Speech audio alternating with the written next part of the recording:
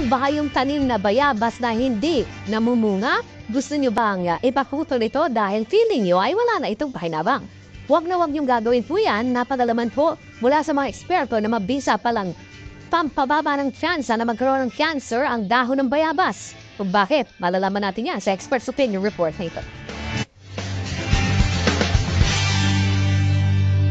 Isa sa mga kinatatakutan sa inerasyon ngayon ang sakit na cancer na kapag dinadapuan ng isang tao ay isang napakalaking dagok. Pero habang maaga pa ay may remedy dito na hindi na kailangan gumastos o dumayo kung saan-saan pa.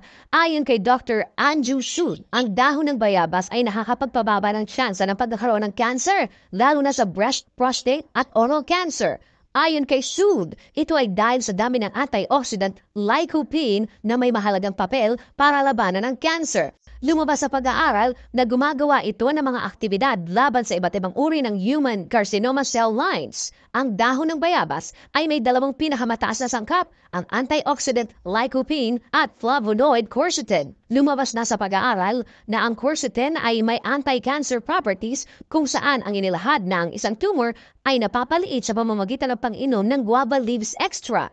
Kaya habang maaga pa at hindi pa umaatake ang cancer cells sa katawan mo, tangkilikin na ang dahon ng bayabas.